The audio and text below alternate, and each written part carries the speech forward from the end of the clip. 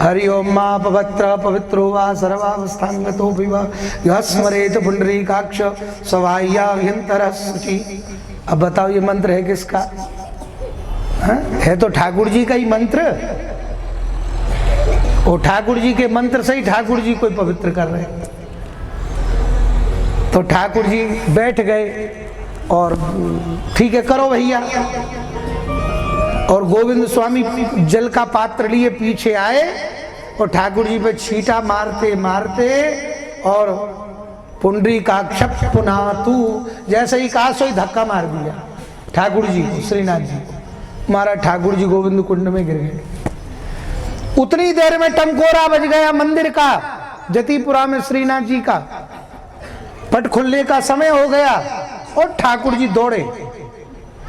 तो जैसे ही भीगे वस्त्र में थे वैसे ही ठाकुर जी पहुंच गए मंदिर में। पट खुला, गोसाई जी भीतर गए और ठाकुर जी के वस्त्र भीगे हुए देखे। महाराज अरे ठाकुर जी ठंड में, तुरंत पट बंद हो गया। आज ठाकुर जी का दर्शन नहीं होगा, सिगड़ी लाओ, व्यवस्था करो ठाकुर जी को सर्दी। हाँ भाव की तो पूजा है, जगन्नाथपुरी चले जाओ। हाँ तो वहां ठाकुर जी को बुखार आ जाता है, आता है ना। तो महाराज जगन्नाथपुरी से भी आए हैं हमारे ठाकुर जी के भक्त लोग सब, तो वो बहुत अच्छे तरह वहाँ की सेवा जानते हैं। वहाँ के पुजारी जी भी आए हैं, हाँ जो मंदिर में पूजा करते हैं वो भी आए हैं आज। तो जो उनके अंगराग की सेवा करते हैं। तो महाराज वो ठाकुर जी को भी बुखार आ जाए, अब भाव की तो सेवा है सारी, ठाकुर जी भी बीमार पड़ जाए तो बड़ी बड़ी जड़ी बूटी दी जाती हैं। सोई गोसाई जी ने तुरंत पट बंद करके ठाकुर जी की तुरंत व्यवस्था की। ठाकुर जी को तुरंत वस्त्र बदले और पूछा जय जय ये सब क्यों, कैसे? ठाकुर जी रोते भय बोले क्या बताऊं गोसाई जी, ये अपने चेला से पूछो। बोले कैसे चेला से पूछे? बोले ये गोविंद स्वामी से पूछो, जाने धक्का दियो हमें हाँ गोविंद कुंड में। महाराज आज गोसाई जी गोविंद स्वामी से बोले, सेवा में पहुंच गए। गोविंद स्वामी प्रणाम किया पर आज मुख मोड़ लिया गोसाई जी। गोविंद स्वामी बोले गुरुदेव मैं सबकी नाराजगी झेल सकता हूं पर आपकी नहीं झेल सकता। क्या बात है? पता चल जाता है कारण क्या है, आप इतने रुष्ट क्यों हैं? प्रभु मेरी गलती तो बताएं। गोसाई जी बोले तुम्हें शर्म नहीं आती? अरे तुम्हारे भाग्य हैं कि तुम्हारे साथ में ठाकुर जी खेलते हैं।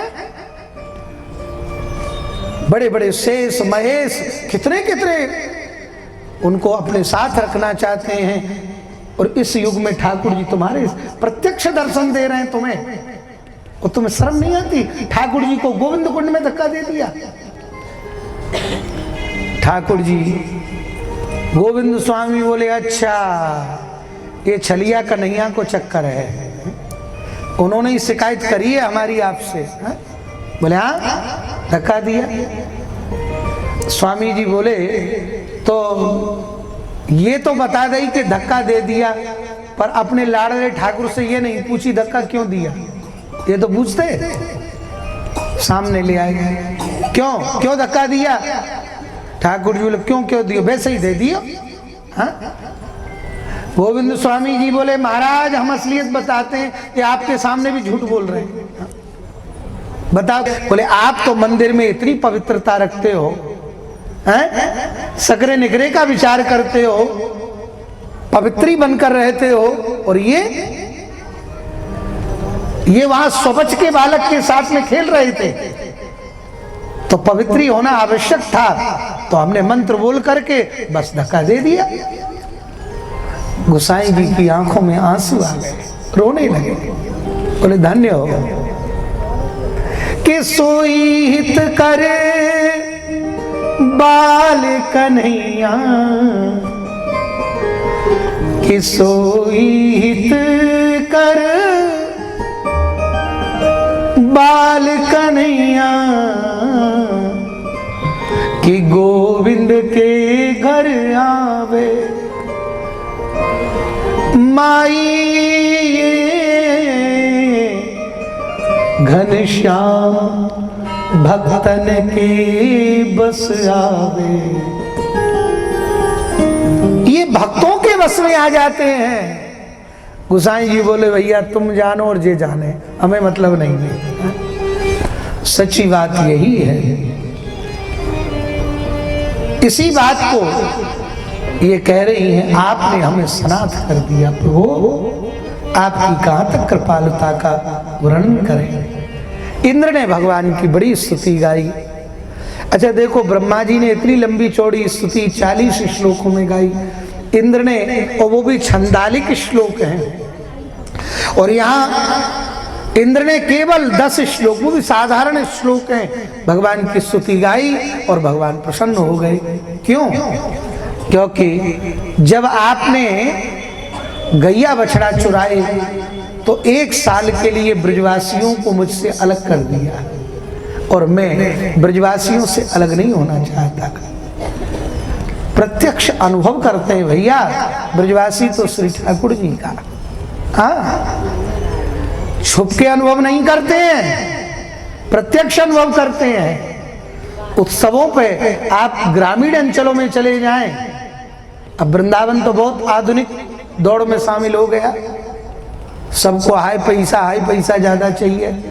पर आज भी आप जब ठाकुर जी के उत्सव होते हैं, नंदगांव, बरसाने, गोवर्धन आदि आदि, तो उत्सवों में चले जाएं आप, तो वहां कितने ब्रजवासी बैठे बैठे समाज गाते और आंखों से आंसू आते रहते हैं, क्योंकि वो प्रत्यक्ष ठाकुर जी का आज भी अनुभव कर रहे हैं। कर चुके नहीं है, कर रहे हैं, नित्य करते हैं। तो ऐसे श्री ठाकुर जी, और यहां इंद्र ने जब बारिश की तो जितने ब्रजवासी थे सब कन्हैया के पास आ गए।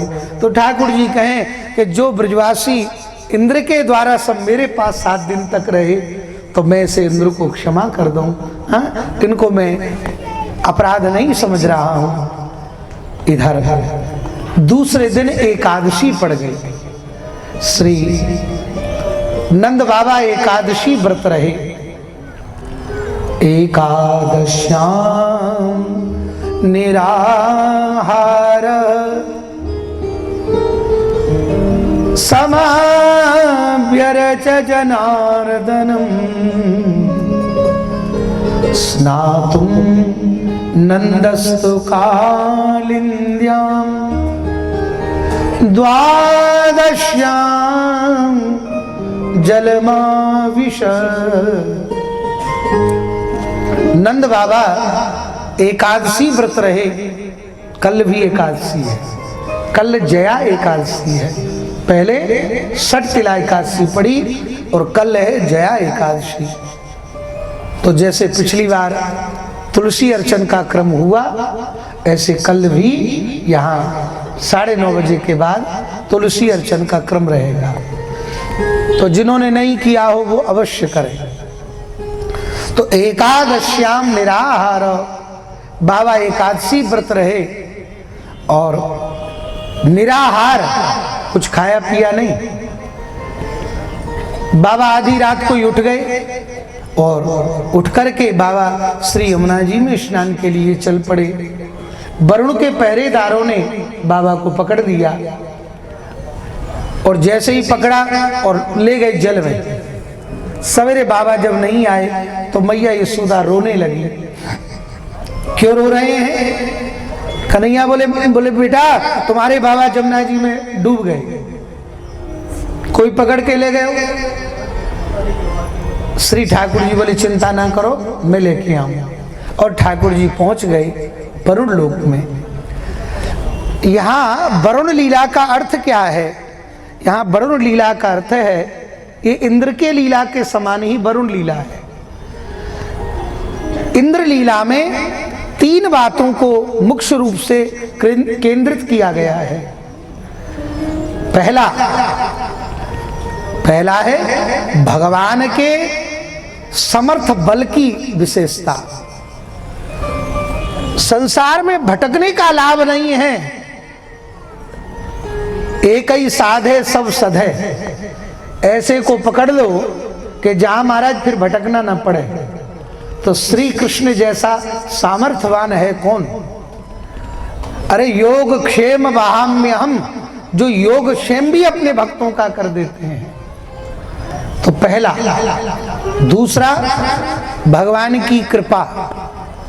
ब्रजवासियों ने 7 दिन तक उनके नजदीक रह करके भगवान की कृपा का अनुभव किया।